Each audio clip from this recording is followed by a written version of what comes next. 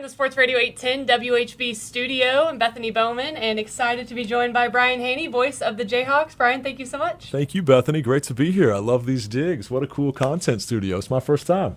Yep, first time. But we're not here today to talk about KU football or really basketball. We're going to talk some basketball, but it's for the Rock Chalk Roundball Classic. Yeah. So benefiting families and children battling pediatric cancer and other illnesses. A great thing going Thank on you. that you started, of course. It's now the 16th annual. That's right. I think you were in kindergarten the first time we did this?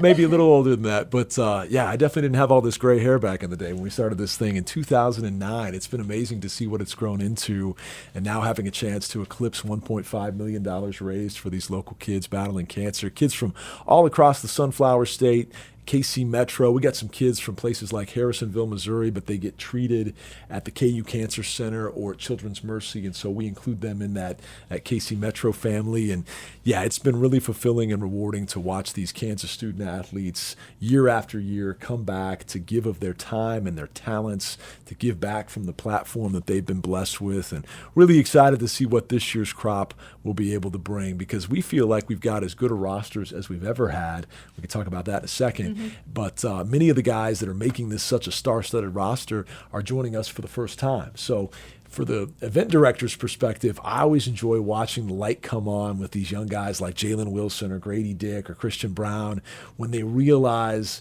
the magnitude of the impact they can have, the power of their position of influence. And that's really cool for us and fulfilling for us to see that light come on, because if it clicks like I think it will on Thursday night, then you have stories like Devontae Graham, who's been back every single year ever since his first go-round with it. And that's special, because that's really when you marry the two worlds that I work in, Kansas athletics and college sports, with philanthropy, and you get a chance to bring those two worlds colliding for the best of causes. And that's what we think Roundball Classic is all about.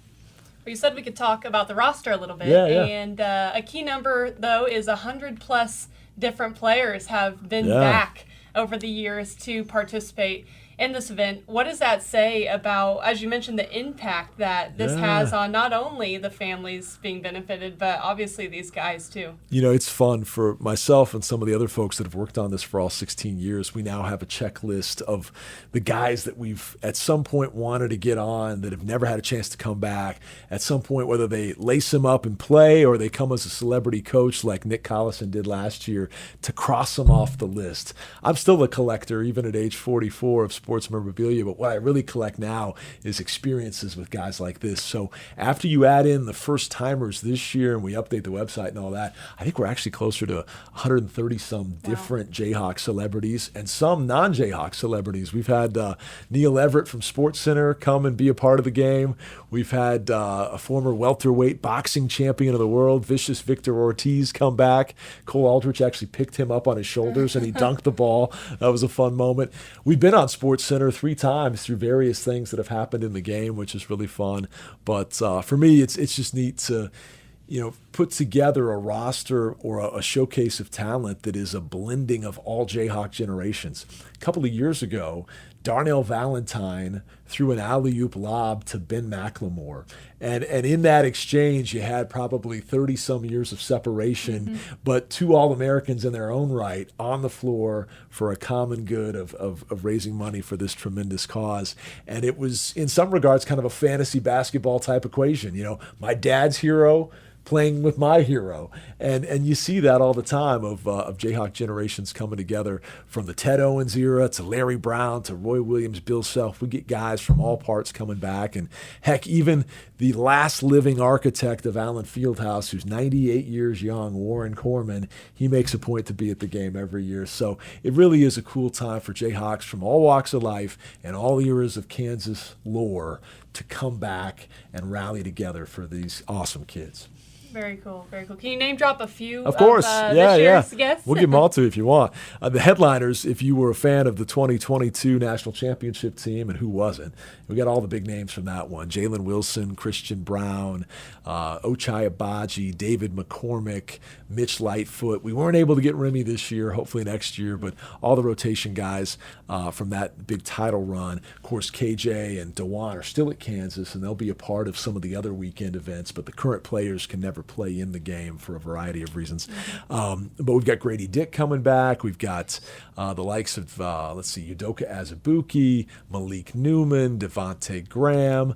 Svi has been there every year. He's got a good excuse this year. He's kind of busy with the NBA Finals, so he won't be able to be there. But otherwise, he'd be right there with his Jayhawk brethren. And then going back to some older era guys, and it's funny to sit here and say Travis Relaford and Sharon Collins are older era guys. They Elijah are. Johnson, They're getting old. older era guys. But yeah.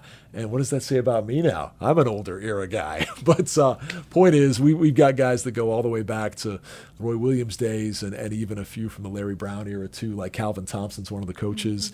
Greg Ostertag is back to coach. He had a great NBA career with the Utah Jazz.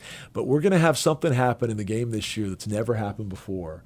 And it will happen during a timeout, and that's all I can tell you. What? But it's going to be special, so make sure you're there and stay in your seats during the timeouts. It's going to be a special, special night of great fundraising for the kids, of some high-flying basketball with dunks and three-point swishes and all that.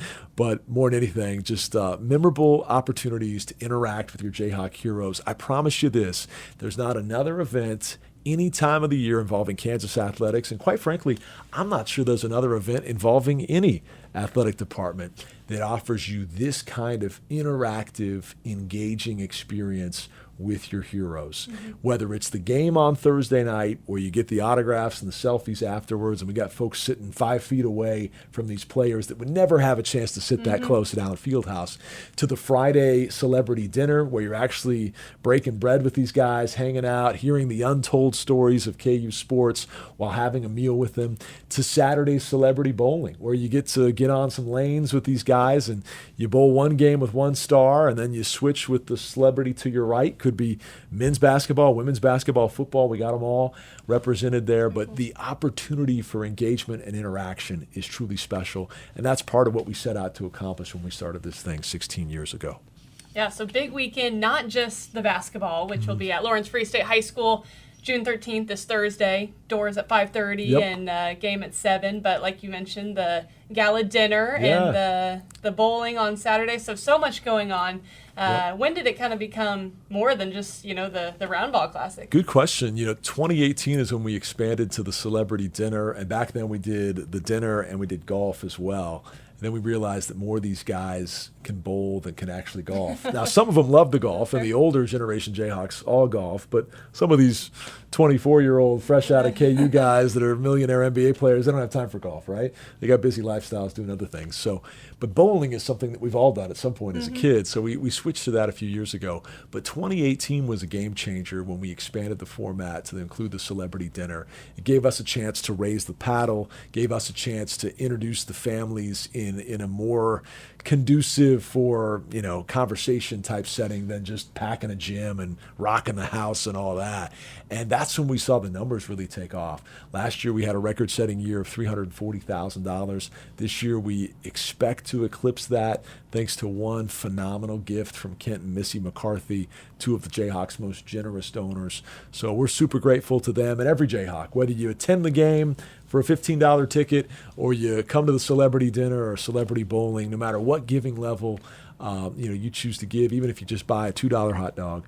We appreciate you supporting these kids. We appreciate you logging on to our website, roundballclassic.com, and checking out the videos and the bios of our magnificent the 7 beneficiary kids. And then thanks to the generosity of the McCarthys and so many other Jayhawk donors, we'll be able to benefit nearly 20 more kids over the next 9 months, beyond simply these first 7 that you'll hear the stories of on Thursday. We call it our Roundball Benevolence Fund. We'll bring them to a KU game at Allen Fieldhouse or a KU football game at Arrowhead, and they'll get a $5,000 check at the end of the night too, which is pretty cool. It's pretty awesome. We get a chance to do that for these families and make it a memorable experience, but also hopefully something that alleviates the need that right now, you think about it, sometimes medical bills are covered, sometimes not everything is. All the time you see the strain from a time and a resources standpoint this puts on families. Many times one or two parents have to step away from their jobs or scale back to be full-time caregivers, and that's where the medical expenses aren't the only thing. Just common resources around the house become expensive because you don't have a full income you were counting upon previously. So that's where we hope we can help in with some of those needs as well. But thank you for the chance to talk about it. We're excited to have Sports Radio 810's partnership in this. You guys have been airing PSAs for the last month, so big thanks to Chad Boger, thanks to Soren and Curtis and Adam for having us on too. And this is something that I'll do as long as I have air in my lungs. I heard Travis Kelce say today he's going to play till the wheels fall off. We'll keep doing this until we run out of air in the lungs, because it's the most fulfilling thing we get a chance to do every year. You fall in love with the kids every time you get a chance to meet new ones, and you see what they're up against, and yet the